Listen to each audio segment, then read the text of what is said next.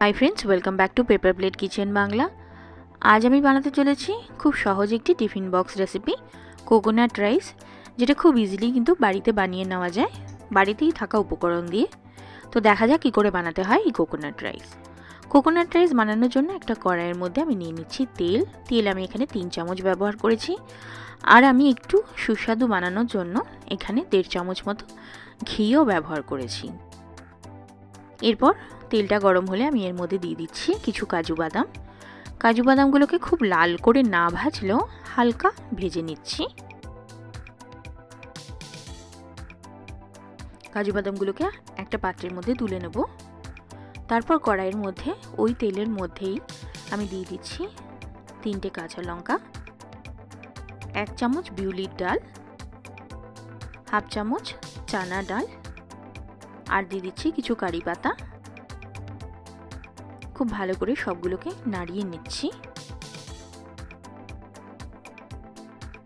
আর দিয়ে দিচ্ছি আগে থেকে কুড়িয়ে রাখা নারকেল আমি এখানে হাফ কাপ ব্যবহার করেছি।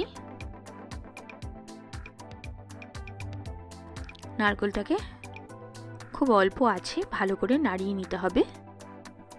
লাল করে কিন্তু আমরা নারকেল কখনোই ভাজবো না, একদম হালকাভাবে ভেজে নিতে হবে। 1 মিনিট মতো ভাজা হয়ে গেলেই দিয়ে দেবো আগে থেকে তৈরি করে রাখা ভাতটা। এখানে আমি বাসমতি চালের ভাত ব্যবহার করেছি, আপনারা চাইলে যে কোনো ভাত ব্যবহার করতে পারেন। রেগুলার আমরা যে ভাত খাই সেই ভাতও কিন্তু ব্যবহার করা যেতে পারে। আর দিয়ে দিচ্ছি ভেজে রাখা কাজু বাদামগুলো, দিয়ে দিচ্ছি আমি এখানে 1 চামচ নুন, আর দিয়ে দেবো এখানে চিনির গুঁড়ো আমি এখানে 1 চামচ মতো ব্যবহার করেছি। চিনিটাকে গুঁড়ো করে আমি এর মধ্যে একটু ফ্লেভারের জন্য দিয়ে দিয়েছি। খুব ভালো করে হালকা হাতে মিশিয়ে নিতে হবে।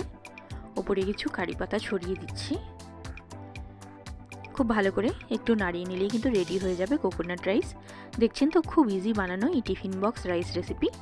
আর যে কোনো কারির সাথে কিন্তু সার্ভ করা যায়, আলুর দম বা যে কোনো চিকেন কারি, যে কোনো ভেজ কারি, পানির কারি, যে কোনো কারির সাথে কিন্তু সার্ভ করা যেতে পারে।